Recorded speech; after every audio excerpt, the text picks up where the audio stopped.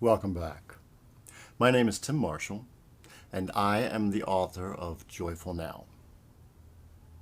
Joyful Now is filled with things that will bring you to who you truly are. There are clearing methods. There are methods in how to manifest anything that your heart desires. There are methods such as this one, how to find your life's passion. Now, my apologies to anybody who was watching this for last week. I had a technical difficulty and I had put a copy of question 2 on my Facebook page and it was an accident. So tonight I am going to give you 2 questions, the final 2 questions, so that we can catch up to what we had originally intended. Now, for those of you who have looked at the first 2 questions, don't try too hard. Just take the questions, make yourself very relaxed, and see what comes with them. Now, the first question, if you recall, was your Friday night release.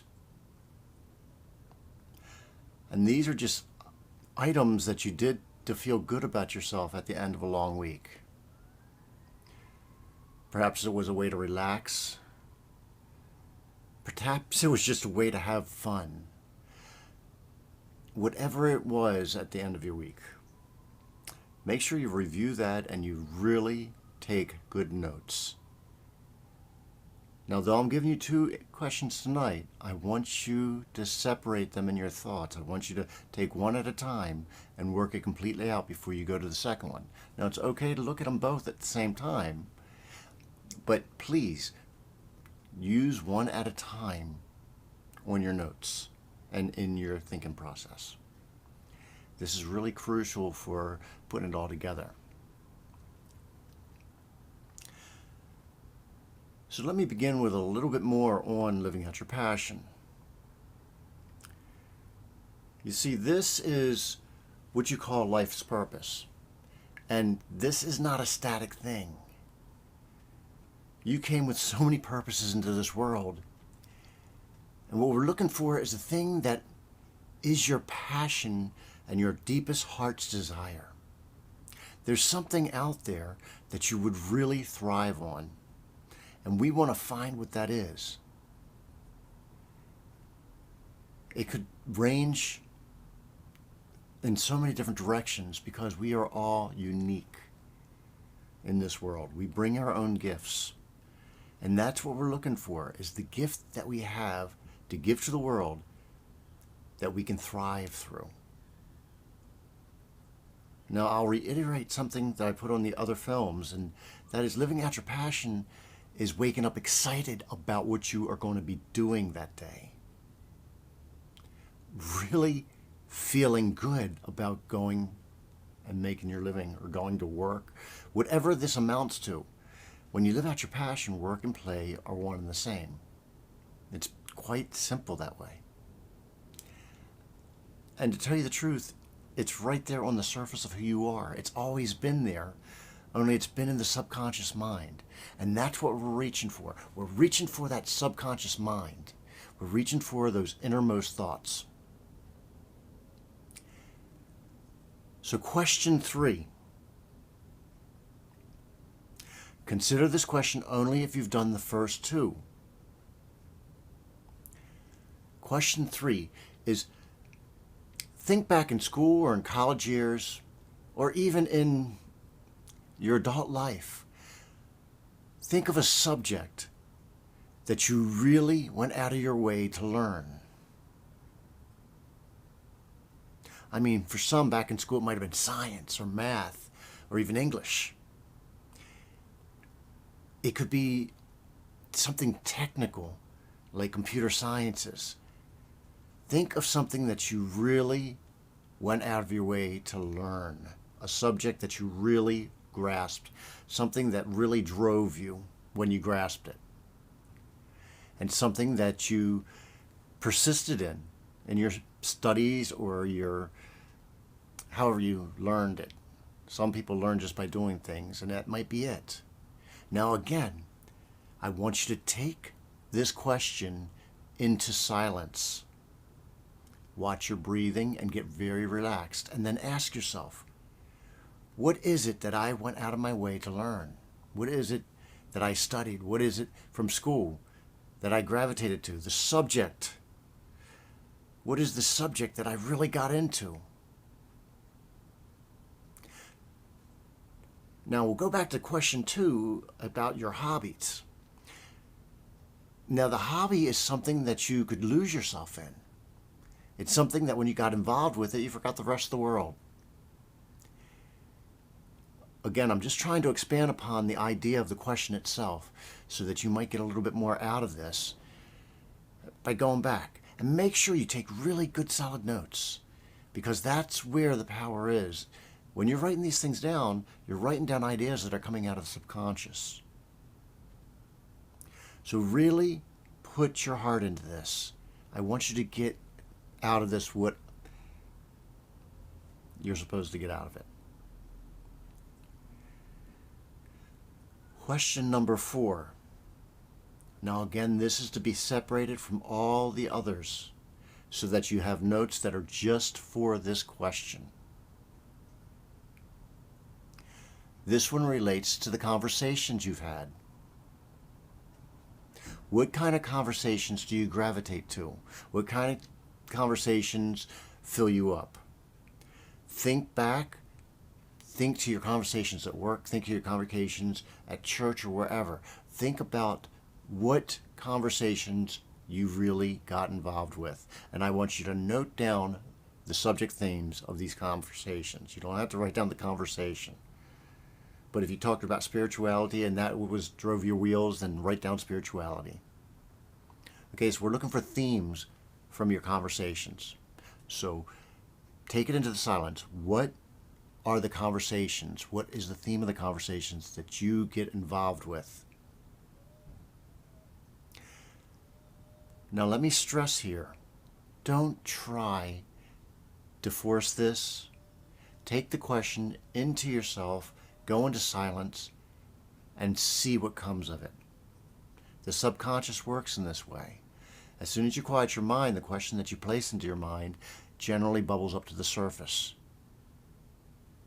This is how this is going to work in the end. If you take notes on what your subconscious gives you, you're going to be really delighted with what this is going to give you in the end.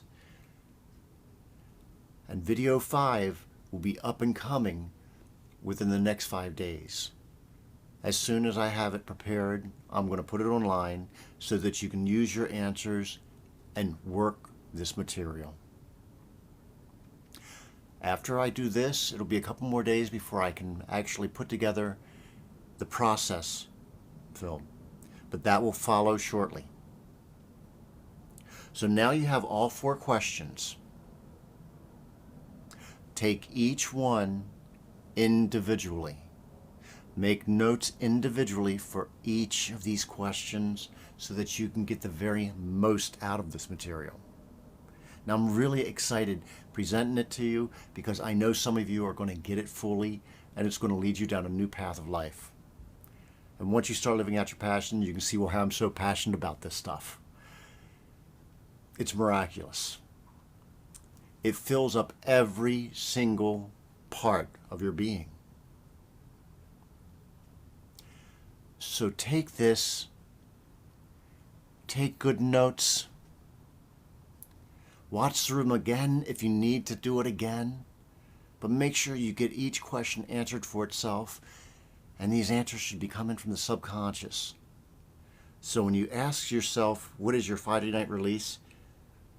Quiet yourself down and relax to it. This could go back in time. This doesn't matter when you did this. Just things you did just for you, just for your own peace of mind, just for your own relaxation. What did you do? What do you do to cool down after a long week? Question 2, what is your hobby? What is that thing that you went out of your way to become a master of? The thing that when you were doing it, you were so engrossed in it, you lost the rest of the world. Believe me, even though you might not have called it a hobby, something like this exists in your life. So think about it. What did you go out of your way to learn to do? And then once you're doing it, get so absorbed by it that nothing else matters. This is your thing. What is your hobby? Question 2. Question 3. What is the subject that you got filled with in school, in college, or even in your adult life? What subject did you go out of your way to make your own?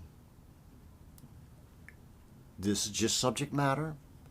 It could involve specifics within the arts, with sciences, anything.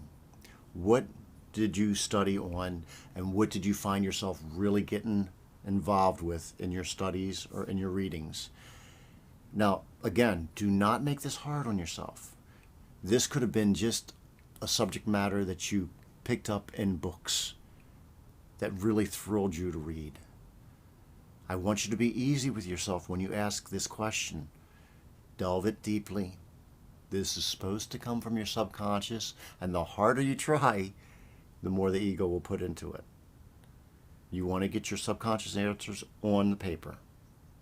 And the last question, what is the conversation subject? When you get into conversation, regardless of where you're at, what do you talk about? What do you most often talk about?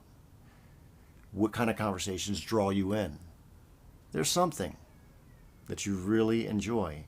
And I want you to go for those things that you enjoy, that you're smiling when you do it. Because when you get this, you're going to be smiling a lot. You're going to be in love with what you do and in love with life in a brand new way. This is why I wrote Joyful Now. I want people to find more joy in their life, and I want them to live life more fully. So give this a try and give it your best. If you make an honest effort, I promise you, it's going to do special things for you. It's been so fun bringing these questions to you. Again, my apologies for the miss last week. I had recorded 3 for some reason. I edited 2 again and sent that out with the name of 3 on it. Again, take these things to heart. Take your time with them and be easy on yourself. And thank you so much for joining me here. I'll see you again soon, and we'll talk about how to put all this together so that you can get a little bit of the answer out of it. The real prize is in number 6, where we work with this, because that's when you're going to see how to make your passion your living. So I'll see you again soon. Thank you again for watching. It's been my pleasure to